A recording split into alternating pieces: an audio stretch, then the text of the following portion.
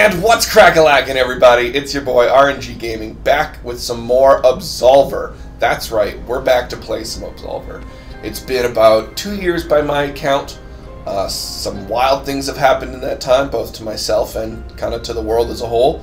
But I'm here to distract you from that with some Absolver gameplay from pretty much the get-go. I've had to completely restart as I have lost my PlayStation account. And had to create a new one, which is great because I could change my name to actually match my YouTube channel.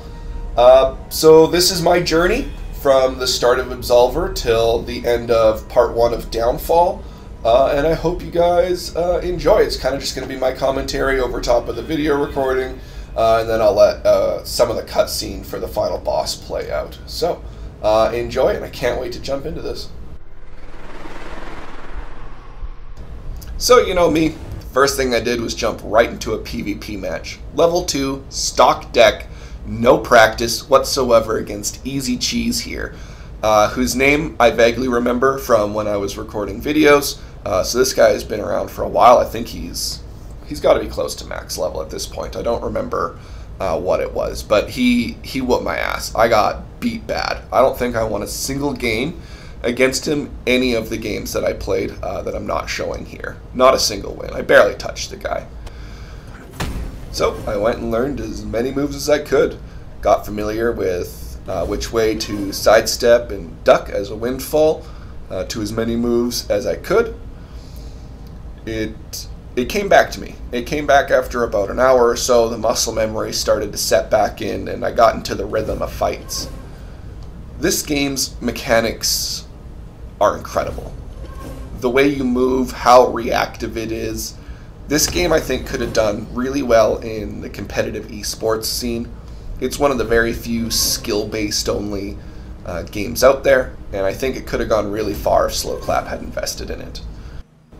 But there is still a huge cult following to this game. People really love playing it, they love the PvP, and they host private tournaments that they put together. I think there's a few people who host different get-togethers once a week, maybe once a month.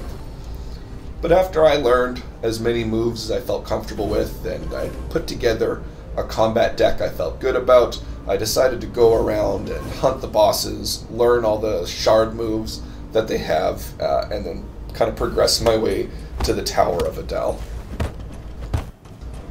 Definitely finding all of Absolver's bosses, the marked ones, is the hardest part of Absolver's story-based content. But after you figure out where they all are, they're pretty easy to run to and re-farm for all their moves, which is what I did. And beating them once unlocks all the different shards that you can use. And after defeating all the bosses, you can make your way to the door, head up the tower to the final boss. And I've got to say, the inside of the tower probably has the best aesthetic out of any of the places in here. The way the gold looks is incredible. The artwork of this game is just something else. It's awesome. It really is. But before I make my way to the top, I decided to learn a couple more of the moves, as there's some really good kicks along the way. So I farmed them some more, and I would unlock 4 or 5 moves per character up here, which was just excellent. It was just great to see. The final boss up here is really easy to sidestep as Windfall, to side. There's only one really spinning kick move, so it's a fairly easy fight.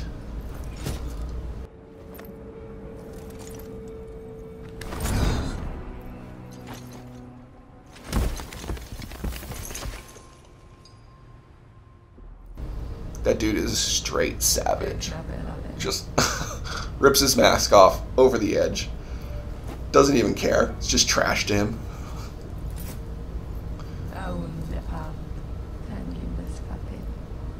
But you fold well. This boss fight I remembered being a lot harder, and I don't know if it's just the amount of how much this game came back to me that made it as easy as it was, but I definitely remember having to try several times the first time I came through here. I don't think I did nearly as much grinding the first time I ever played through the game, as I kind of just rushed through the bosses and the story.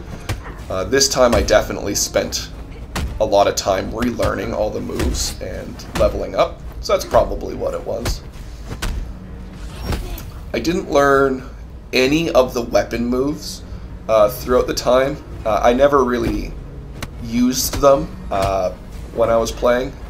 Not that I have anything against it, it just wasn't for me. So I didn't really see the point of relearning those just yet. I can learn them through PvP.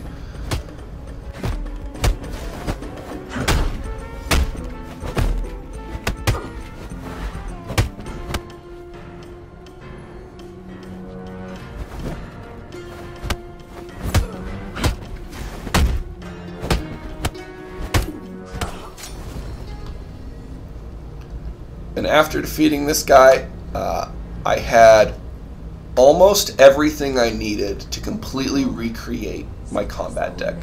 There were a few moves I needed to get from Downfall, especially the handstand kick. That was a big one I was missing. That's probably the most overused move by everybody. It's just the best. It really is. But I had finally become an Absolver. Got my cloak, I got my combat deck. I decided to immediately just jump right back in to Downfall to learn the last couple of moves that I needed. Luckily for me, my first time going through, I was able to grab the last couple of moves that I needed, including that coveted handstand kick, which I was sorely missing from my deck. One of the last two moves I need. One more is a power knee move that I know which boss to farm to get. I just got to go grab it. And luckily for me, defeating this boss was a breeze because I'm running that drunken bend over backwards heavy attack that stuns him and basically avoids every move that he does. It's a great way to cheese this boss if you're struggling. Along with using it, you actually learn some of his moves. But I was finally able to defeat him. I'll run the other Downfall content later for another video. And I just wanted to give a huge thank you to all of you who continue to subscribe to my channel, who watched my videos. I've been getting a steady stream of comments and new subscribers, and I just want to say thank you guys for being there. And I'll continue to make videos for you, and I'm glad to have you with me. So I'll see you all again in my next video.